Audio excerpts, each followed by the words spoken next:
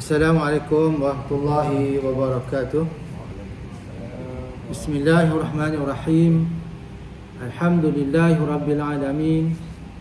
Nasirul mu'minin wa musabbitul mujahidin.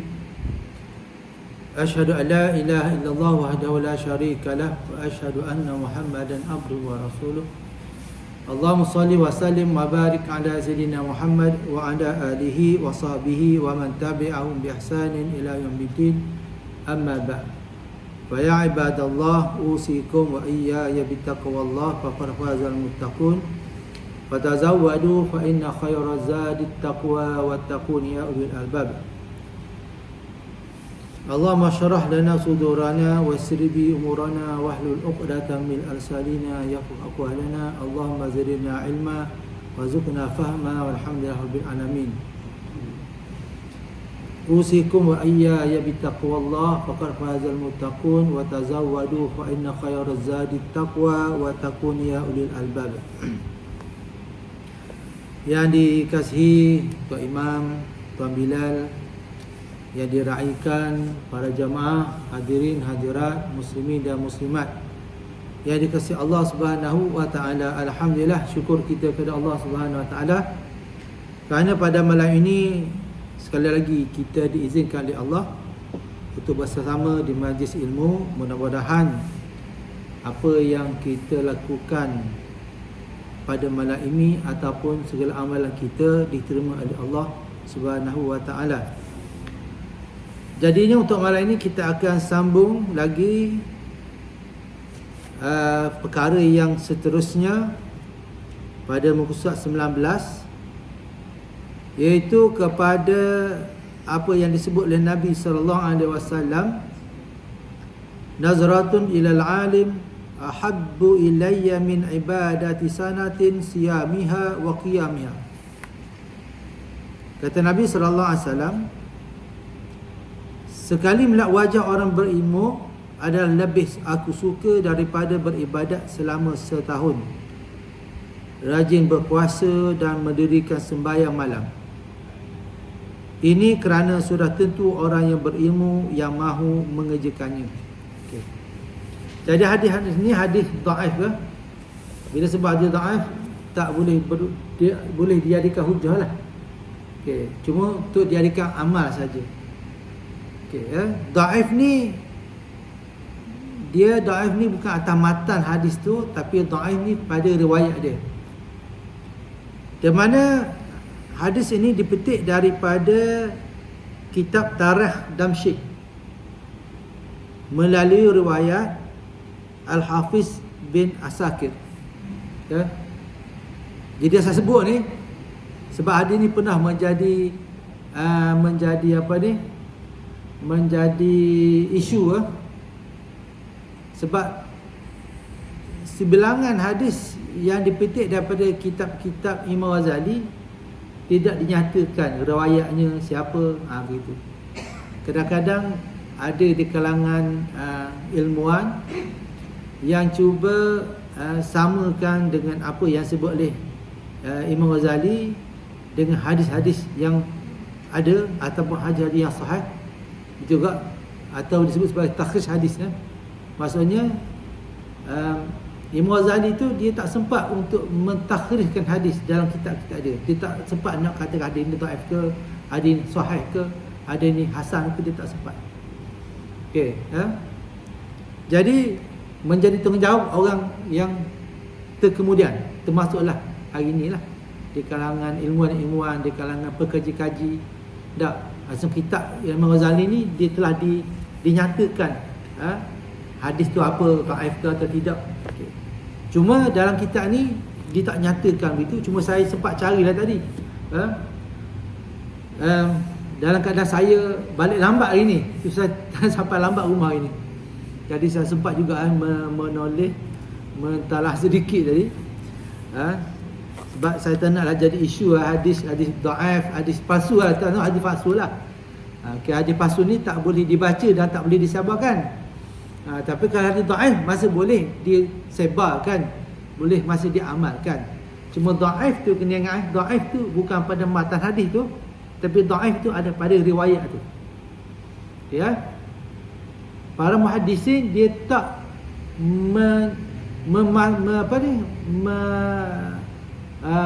apa kata apa? Mereka tidak menduduh matan hadis tu. Pada matan hadis tu. Dhaif tu bukan terletak pada matan hadis, tapi terletak pada periwayat dia, perawi hadis tu. Kenapa? Kerana bimbang, takut sebab dia martabat dhaif kan. Martabat dhaif tu hanya yang rawi saja. Kerana bimbang, takut dia tu adalah betul-betul hadis. Matan tu betul-betul hadis. Ya. Kerana kita tak boleh sebarangan nak kata hadis ni palsu atau tidak palsu, dhaif atau tidak, ya. Jadi hadis tu kena kaji semula, kena analisa balik hadis tu. Walaupun tu tersebut kitab masyhur seperti kitab-kitab Imam Ghazali ni banyaknya tidak dinyatakan hadis tu, sebab kadang-kadang Imam Ghazali ni dia mendengar daripada guru-guru lain, dikutip daripada guru lain, cuma dia tak sempat nak saring balik hadis tu. Itu yang berlaku. Okay, cuma orang hari ini mereka cuba sama ada mereka compare balik dengan hadis-hadis dhaif yang ada, okay, ataupun mereka cuba menganalisa balik hadis tu. Okay, martabat tu kat mana kedudukan hadis tu. Ya, okay, itu kena faham kat situ Jangan mudah-mudah bila kita kata hadis dhaif, tak boleh pakai hadis dhaif. Jangan macam itu Cuma tak boleh berhujah saja. Hadis dhaif. Tapi berbeza dengan hadis palsu. Hadis palsu ni hadis yang direka-reka. Itu lain mana dia tak ada perawi langsung. Dan bakali perawi hadis dia ada orang-orang kafir ataupun orang-orang munafik, orang-orang ataupun pendusta-pendusta. Begitu. Yang tak mungkin orang yang maksi ni, orang yang jahat, okay, akan meriwayatkan hadis, tak mungkin. Begitu. Ataupun ada di kalangan orang-orang yang gemar beramal dengan ibadat ni, dia sengaja mencipta-cipta hadis ni untuk menggalakkan orang. Walaupun niat dia baik, tapi cara dia salah. Kata Nabi SAW, kata Nabi SAW, barang siapa yang sengaja, man yata'ammada man kaziba alayya muta'ammidan. Okey, barang siapa yang sengaja berbohong ke atas aku, maka maq'aduhu minan nar, maka tempat dia ada dapat api neraka. Okey, begitu. Jadi kita kena faham betul hadis Nabi ni, dan kita nak buat kesimpulan pun kita kena faham betul-betul. Dan sebelum kita nak menyatakan sesuatu tu daripada Nabi tu, kita perlu merujuk kepada penerangan hadis daripada ilmuwan-ilmuwan. Kita walaupun sekali mana pun kita tahu bahasa Arab. Okey, sekali mana pun kita tahu bahasa Arab, tapi tidak menyebabkan kita tahu ataupun menyebabkan kita boleh memahami maksud hadis itu. Okey, Jadi kerana itulah, sama ada ayat Quran atau hadis Nabi SAW, kita perlu merujuk kepada, kalau Quran tafsir lah, kalau hadis kepada syarah hadis lah, kan? Begitu. Tapi jangan mudah. Dhaif ni bukan sebabkan kerana tu kadang ada dhaif ni dia boleh naik ke tangga hasan. Bila benda yang dhaif tu pada riwayat, bukan pada matan. Matan ni ayat tu lah, macam ni, nazratun ilal alim ahabbu ilayya min ibadatin sanatin siyamiha wa qiyamiha. Ini matan tu, itu matan dia dipakai. Ini matan. Yang rawat tu riwayat sekian-sekian. Itu riwayat hadis. Okey, kadang-kadang ada diriwayatkan hadis daripada Muhammad bin Salim, contoh itu kan. Itu yang membawa hadis. Kat situlah orang akan melihat dia tu siapa, dia pernah jumpa Nabi tak, ataupun dia sempat jumpa sahabat Nabi tak, sahabat Nabi siapa. Dan sebab nak sampai pada kita tu satu perjalanan yang jauh. Bukan daripada sini ke Kuala Lumpur ataupun ke Kuala Terengganu, bukan. Jaraknya terlalu jauh, lebih pada 1445 tahun. Jarak terlalu jauh. benda tu nak sampai pada kita, maka setiap apa yang nak sampai pada kita itu perlu dinilai. Tapi bukan kita lah, dia pakar-pakar hadis lah yang menilai tu. Betul. Kalau kita dengar lah kata Tuan nak ada pakar ni, contoh kita cakap macam tu, jangan sampai, dia tak sampai ke situ lagi. Tuan boleh, pasti boleh pakai untuk diri sendiri. Okay. Terutama macam kita fadail tu, dia kita beramal, kita askar, kita macam untuk memperingati tentang amalan-amalan tu kan, berzikir dan sebagainya. Itu boleh kita gunakan, asalkan hadis tu tidak hadis palsu atau maudhu', ada yang direka-reka, itu tak boleh diamalkan. Tapi selama mana martabat dia dhaif, masih boleh diamalkan, cuma tak boleh dijadikan hujah sahaja. Itu kena faham kat situ. Okay.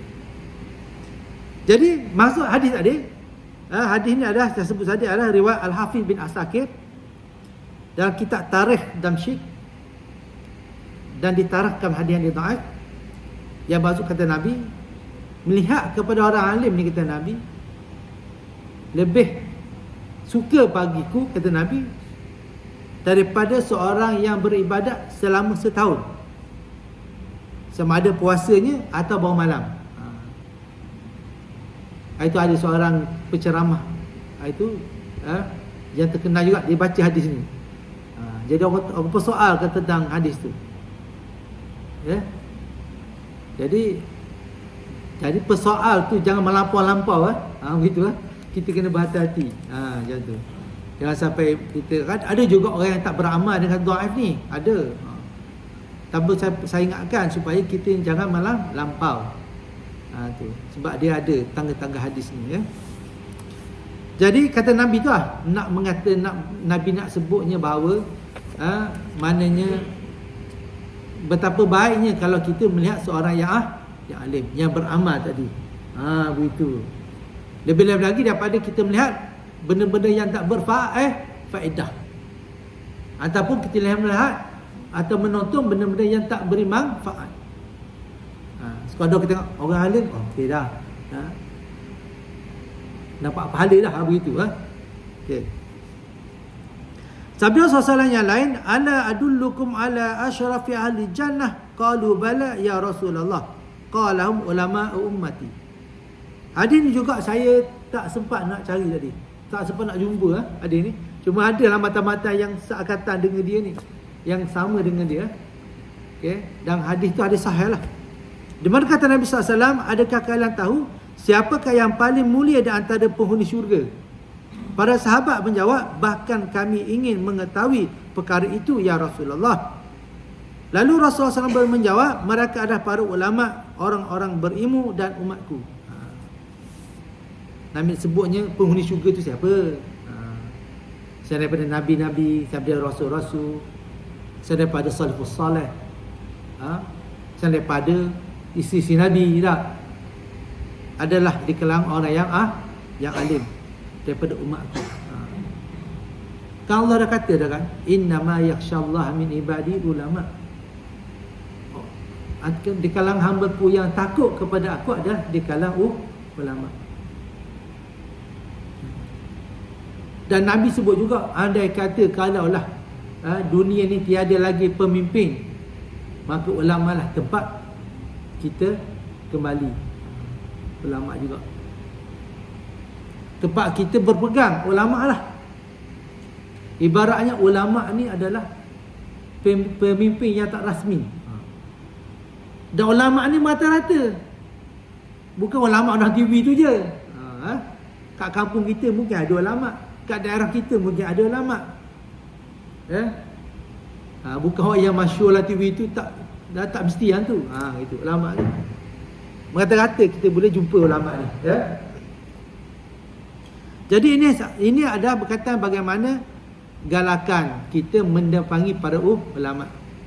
Bukan tengok saja ulama, mendatangi ulama. Maknanya kalau kita duduk sebelah ulama, takkan nak tengok ulama, betul tak? Bukan kita duduk sebelah perempuan, kena tunduk, betul tak? Tapi kita duduk sebelah ulama, duduk depan ulama contohnya. Kita pandanglah dia. Jadi pandang tu dah mendatangkan kegembiraan kepada Nabi SAW. Nak ceritanya bahawa kita ni sewajarnya banyak mendampingi ulama. Okey. Saya bukan ulama, ulama ni lain, saya ni ustaz saja. Ulama ni macam Ghazali ni dah ulamanya, faham tak? Imam Syafi'i. Saya ni ustaz saja. Kalau dari sisi bahasa ulama jugalah, tapi di istilah ulama yang dimaksudkan ulama ni ulama besar contohnya kan. Ulama ni orang yang ada ilmu, ada lah ilmu juga. Tapi tak taraf Imam Syafi'i ke, tak ada taraf imam besar ke, mufti ke, tak sampai ke situ, ya. Kini sudah jelas bahawa ilmu itu ibarat permata dan lebih utama daripada ibadat. Ilmu lah. Sebab apa Nabi kata begitu? Sebab ilmu tu ada pada ulama. Okay. Kerana itu Nabi menyumpah kepada ke atas ulama yang membisu, ulama usuk, yang tak menegar kesalahan-kesalahan, kesilapan diam je. Ulama itu adalah ulama usuk, ulama yang mementingkan kepada dunia saja. Tapi ulama dalam Nabi ni ulama yang benar, ya, ulama yang sedik, ya. Namun demikian kita tidak boleh meninggalkan ibadat, bahkan wajib beribadat dengan disediakan ilmu. Kan Nabi dah katakan orang yang ibadat, orang yang berilmu atau tidur orang yang berilmu sekalipun lebih baik daripada ibadat sepanjang malam orang yang jahil. Jadi nak ceritanya kaitan dengan ilmu. Jadi kata mudahnya, kalau kita nak dapat ilmu ni, kita datang hadir ke masjid surah lah. Itu kata mudah lah, betul tak?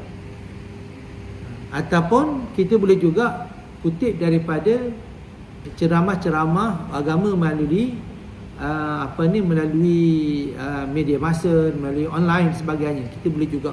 Di samping itu, kita boleh tambah ilmu kita dengan cara yang lebih mudah pada hari ini. Umpamanya sebuah pokok yang mana ilmu ibarat pohonnya dan ibadat itu ibarat buahnya. Maka jika kita beribadat tanpa dibekalkan dengan ilmu, ilmu tersebut akan lenyap bagaikan debu di tiup angin.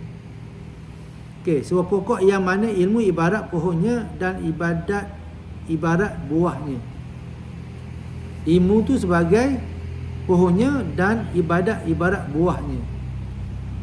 Jadi kalau kita nak balikkan sebelah juga, pohon pokok itu ibarat buahnya, ilmu tu ibarat pohonnya. Begitu pula terbalik. Okey. Ataupun di sini ibadat tanpa ilmu seperti pokok yang tak berbuah. Ibadat yang tak berilmu sepertilah pokok yang tak berbuah.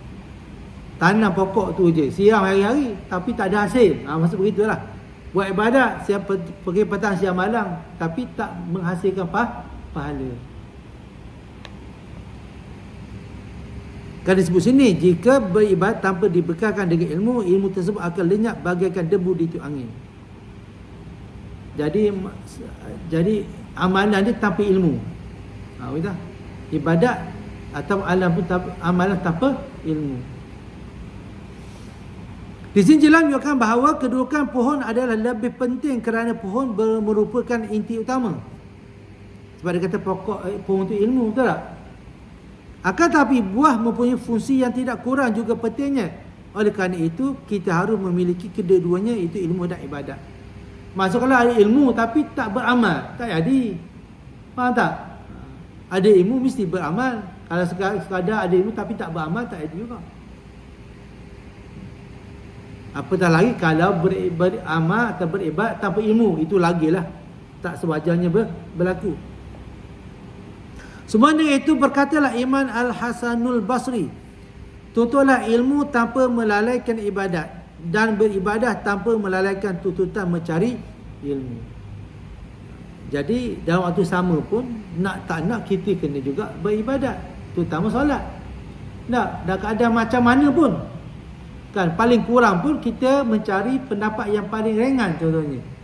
Tak baru masuk Islam contohnya, nak buat macam mana? Kat semayang tetap kena semayang, tapi nak buat macam mana?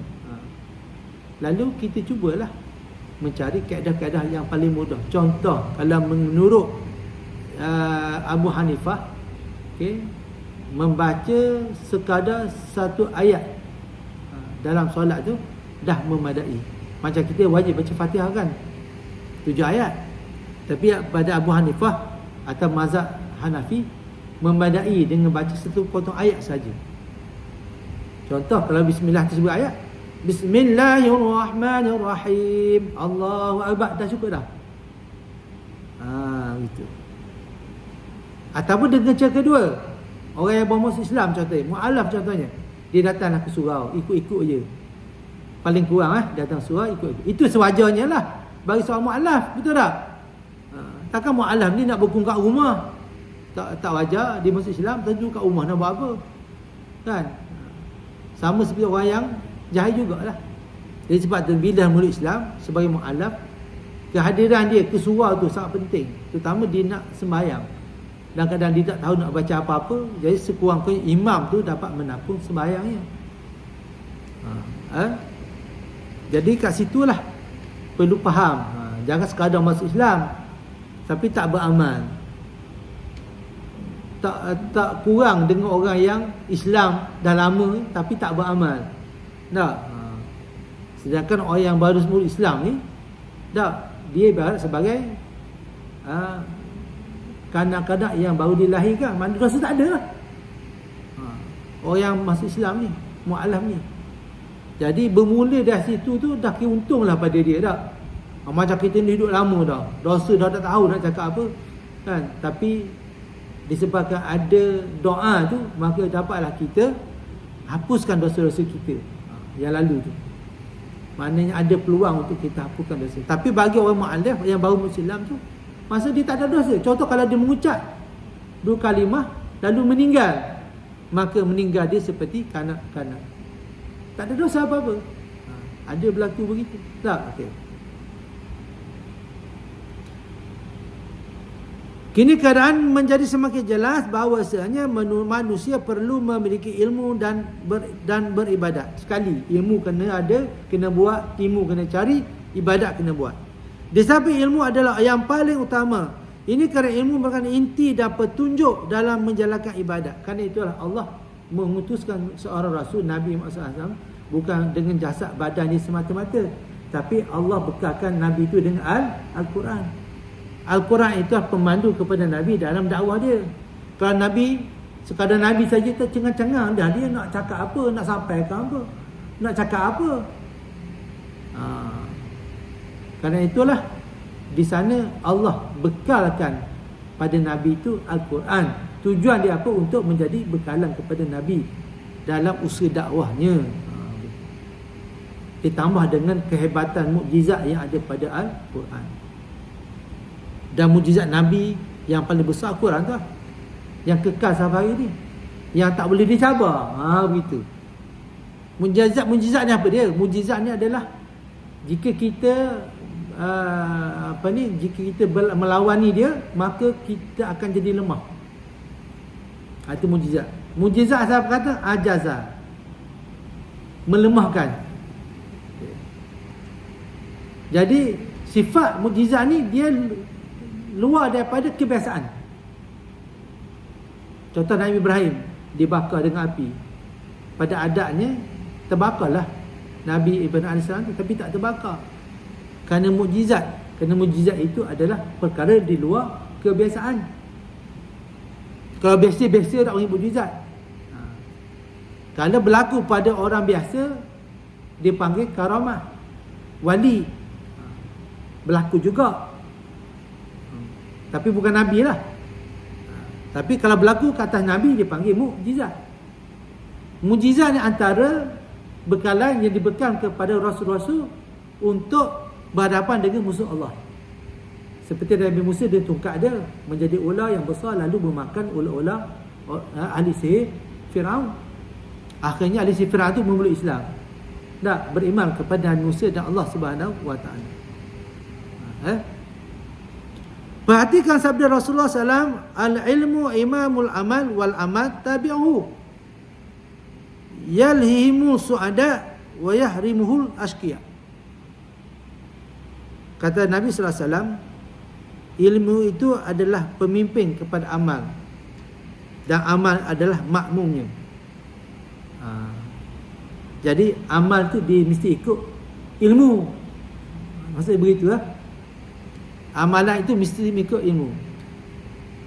Ketika kata setiap apa yang kita buat berlandaskan ilmu. Makan tangan kanan, makan nasi, makan itu, makan ini, minum itu, minum ini. Pada kata semua perbuatan kita mengikut ilmu yang kita ada. Okay. Makan berapa kali sehari. Ilmu ni bukan semata ilmu agama, ilmu dunia pun ada. Janji ilmu. Betul tak?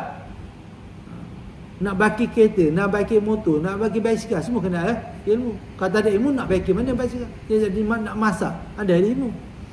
Jadi ilmu takkan memandu amalan kita. Amalan itu masak ke, minum air ke, makan ke, bawa kereta ke. Yang memandu kita ilmu yang kita ada. Kalau ilmu agama ni untuk ibadat kita. Itu ilmu. Lalu ia akan memberi kebahagiaan. Memberi kebahagiaan kepada orang yang beramal. Dan mengharamkan kedukaan. Maksudnya begitu. Jadi orang berilmu, beramal akan peroleh kebahagiaan. Dan haram ke atasnya kedukaan. Hadis ni ada hadis li Ibnu Rajab. Saya cari ni Ibnu Rajab. Alasan bahawa ilmu adalah inti atau asas yang perlu didahulukan ialah kerana ibadat akan menghasilkan berhasil dan benar. Okey, kalau ibadat yang berdasarkan ilmu kan, dia akan berhasil. Hasil tu kita nak tu. Sebab apa kita nak ilmu? Sebab kita nak hasil. Kita tak nak kita beribadat, solat, puasa, zakat tak berhasil. Seperti ibarat yang Allah beri orang yang di lautan ataupun orang yang mengejar bayang-bayang di tengah panas yang disertakan air tu. Duduk tengah panas, padam pasir, ingat air, kejar-kejar tengok tak ada. Rupanya adalah bayang-bayang air saja. Ada sebab alung-alung air saja. Kan kita kadang-kadang duduk jalan raya kan, nampak macam itu saja. Itu ibarat orang yang menyangka atau bersangka saja dengan amalan dia, rupanya tak beri faedah apa, tak memberi manfaat apa-apa pada diri dia segala amal yang kita buat. Kita tak nak. Jadi kerana itulah pentingnya ilmu ni, iaitu penekanan Imam Ghazali dan kitab dia ni penting kepada ilmu. Sebab setiap ilmu, setiap amal yang belajar ilmu akan menghasilkan pahala ataupun hasil yang baik. Contoh baiki kereta, ada ilmu, mahir dalam membaiki kereta, baik pulih kereta, kereta akan dibaik pulih dengan baik. Seorang tukar rumah, buat rumah, mahir dalam membina rumah, cantik je dia buat rumah. Walau rumah dia kecil, cantik rumah tu sebab kemahiran dia. Dia buat rumah tu berdasar pada ilmu. Bukankah kita sepatutnya mengetahui siapa yang patut disembah sebelum kita menyembahnya? Begitu kita menyembah Allah. Kita kena kenal Allah tu. Tapi dalam waktu sama, kita kena beramal juga. Jangan beri alasan, sebab apa tak solat? Sebab saya belum kenal Tuhan lagi. Ustaz, jadi nak sembahyang macam mana? Tak sampai ke situ. Bukan sampai kena kenal Tuhan dulu baru nak sembahyang. Dah. Maksudnya dalam waktu yang sama kita beramal tu macam saya sebut tadi lah. Contoh bagi orang yang baru masuk Islam, betul tak? Dia belum faham sepenuhnya tentang Islam, tapi dia tetap kena sembahyang. Tapi ada caranya. Betul. Ataupun tanpa membaca apa-apa pun tak apalah, sebab dia kena menunaikan solat. Tapi dalam waktu sama dia kena mengenali Allah lebih mendalam. Tak boleh masuk Islam hanya sekadar yang ada saja, tak boleh. Lebih lagi kita ni yang dah lama beragama Islam. Janganlah pula bila orang letak antara kita orang mu'alaf tu tak ada beza. Tak ada beza antara kita dengan mu'alaf, tak ada beza. Sebab apa? Kedua-duanya tak tahu apa-apa. Kan? Patut mana satu mu'alaf ni? Awak ke dia? Kan? Dia kata dia mu'alaf. Apa sama? Dia Quran tak boleh baca, awak pun tak boleh baca Quran. Dia sembahyang tak betul, awak pun sembahyang tak betul. Ke mana beza awak dengan dia? Tapi tak ada beza. Jangan sampai ke situ. Sampai kita dengan orang alim tak ada beza. Dari amal kita. Ya, kalau tahap macam tu teruklah. Seolah sehari pada orang mu'alaf tu lebih baik daripada 1000 hari pada kita. Hidup 1000 tahun. Tapi lebih teruk daripada sehari orang yang baru muluk Islam. Okey. Apa akan jadi jika kita menyembah sedangkan yang kita sembah itu belum kita tahu asma dan sifat-sifatnya serta sifat wajib dan mustahil baginya. Masuk pengarah dia ni supaya kita sembah Allah tu lebih, kita sembah Allah tu dalam keadaan lebih kita faham. Okey. Lebih seronok kita nak beribadat. Dengan cara macam mana? Dengan cara kita mengenal nama-nama Allah. Kita mengenal sifat-sifat Tuhan.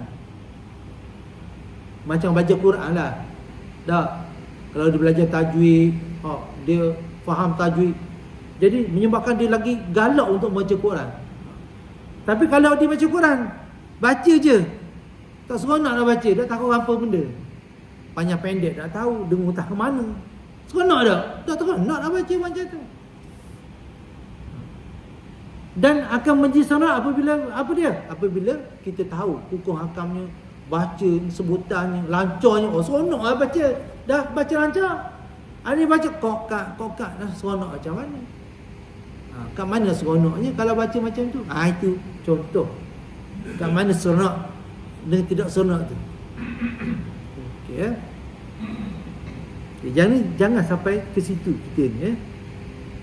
Kalau dia kata-kata tu kata maksudnya kita nak solat tu, nak beribadat tu lebih baik dan lebih sempurna kalau kita mengenal sifat-sifat Allah tu, atau kita dekat dengan Allah tu. Berbanding kalau kita tak ada ilmu langsung, tak kenal Tuhan langsung. Ibarat orang yang baca Quran jadilah. Kadang-kadang boleh baca Quran tapi hukum tak tahu, panjang pendek pun tak apa tu. Tak boleh baca langsung satu bahagian ni orang pandai baca dah. Tapi hukum tajwid tu tak kena. Seronok tak? Tak seronok nak baca. Dah baca betul ke salah, baca dua hari dua rasa tak puas hati je. Macam gitulah kalau kita ibadat tanpa ilmu. Ini kerana kadang-kadang seseorang yang mengiktikadkan sesuatu yang tidak layak baginya. Kadang-kadang disebabkan dari ilmu tadi, dari segi percakapan dia, dari segi perbuatan dia, dari segi pengakuan dia, menyalahi hukum agama. Menyalahi hukum agama. Mana dia faham tu sebenarnya menyalahi faham sebenar. Takut sampai ke situ. Kalau dia pegang sama ni gini, rupanya kalau dia pegang tu, dia iktikad tu salah rupanya. Yang sebenarnya begini. Banyak gitu. Banyak gitu. Kita ngaku saya buat betul dah, ngaku dah. Rupanya dah 100 tahun. 100 tahun pula. Mana dah boleh 100 tahun dah. 50 tahun nak pencen dah. Baru saya tahu benda salah saya buat. Ada. Jangan kata tak ada.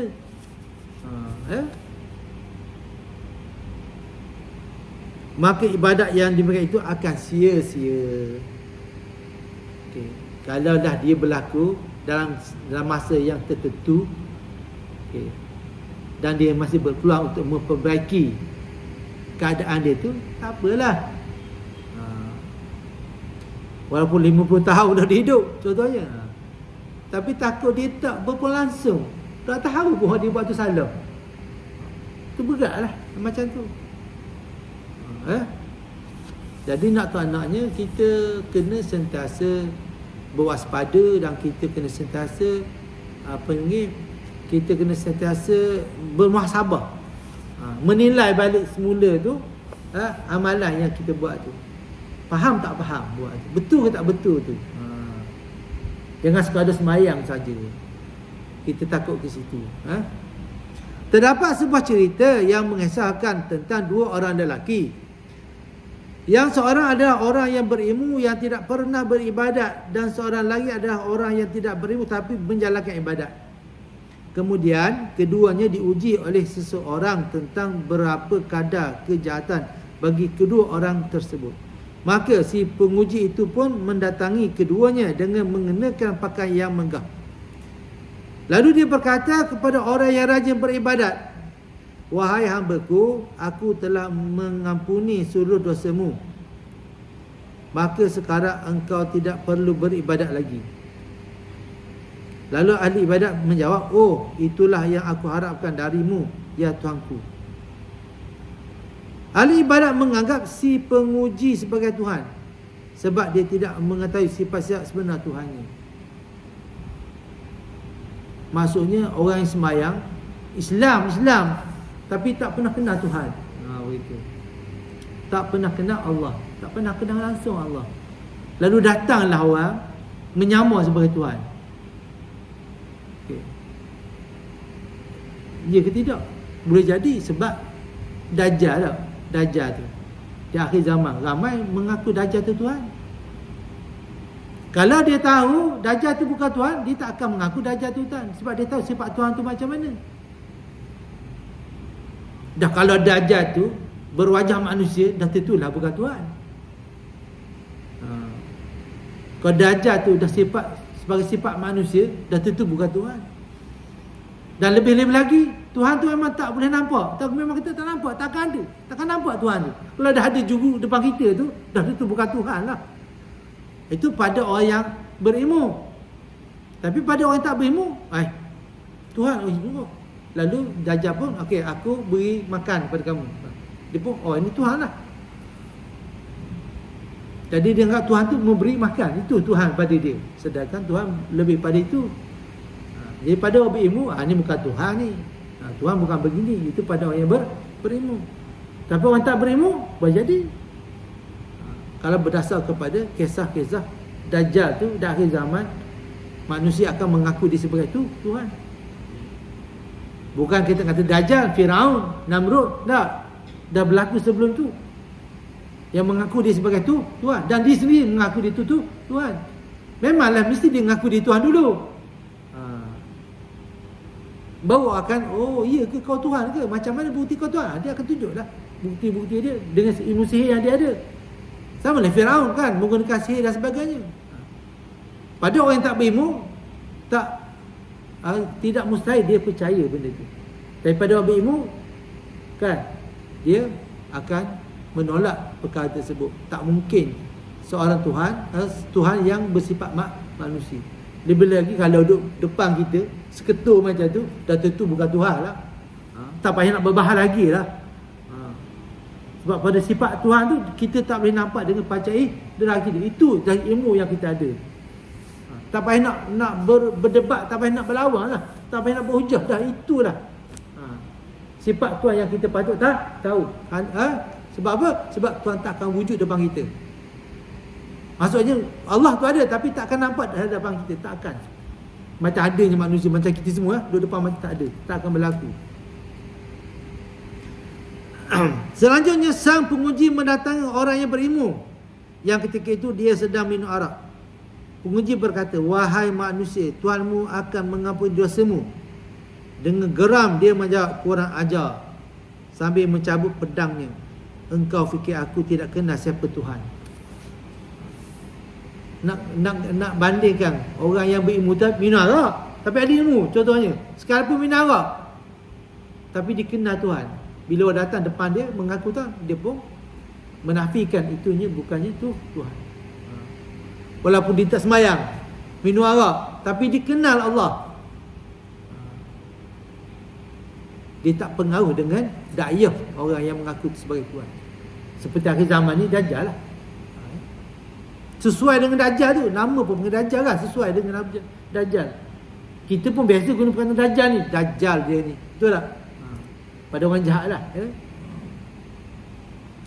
Demikianlah orang yang berilmu tidak akan mudah tertipu, dan sebaliknya orang yang tidak berilmu begitu mudah tertipu dan terpedaya. Boleh faham tak tu? Boleh faham tak? Boleh faham daripada awal sampai akhir ni boleh faham tak? Maksudnya maknanya wasiat Imam Ghazali ni nak pesan pada kita supaya kita ada ilmu. Pembayang contoh-contoh yang diberi ni adalah berkaitan dengan ilmu. Bermula daripada melihat orang berilmu tu, dah rasa senang hati tengok orang berilmu, sampailah kepada kepercayaan pada Tuhan ni perlu pada ilmu. Apa yang nak tegaskan oleh Imam Ghazali adalah ilmu. Perlu ada ilmu. Rasulullah SAW bersabda, ilmu adalah pemimpin amal dan amal sebagai makmum. Tadi ya, al-ilmu imamul amal wal amal tabi'uhu.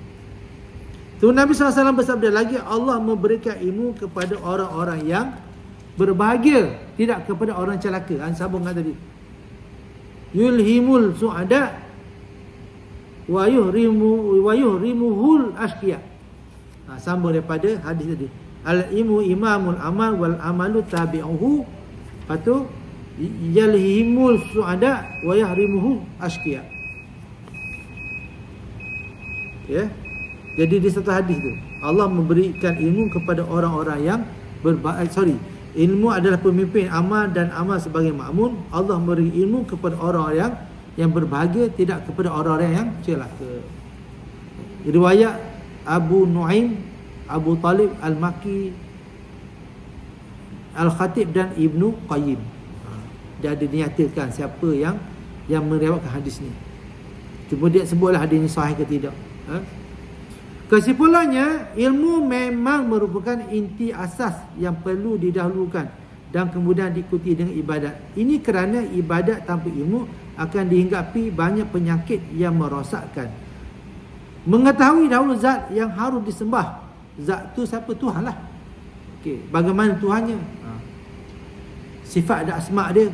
Baru kemudian menyembahnya. Maksudnya bukan kena Tuhan baru nak sembahyang, tak. Dan waktu kita beramal tadi, kita perlu mengenal Allah supaya ibadat yang kita lakukan semakin diyakini, ya. Tanpa mengetahuinya akan menimbulkan su'ul khatimah, akan menimbulkan perakhiran yang tak baik. Dan hasilnya ibadat itu menjadi sia-sia belaka. Takut itu yaumul la yanfa'u malun wala banin illa man atallaha biqalbin salim. Satu hari yang tidak beri manfaat harta benda kita, okey, melainkan berhadapan dengan Allah dengan hati yang tenang. Kita nak tenang je. Bila menghadap Allah dan kena tenang kita dah. Terutama kita nak mati esok-esok dah. Dan kena tenang. Itu penting sangat penting sangat ketika kita nazak dan hampir kepada mati. Perkara ini sudah penyusun jelaskan atau terangkan dalam buku Al-Khawf yang terdapat dalam kumpulan buku yang berjudul Ihya Ulumuddin. Kitab Ihya Ulumuddin ni masyhur lah. Masyhur lah Imam Ghazali ni.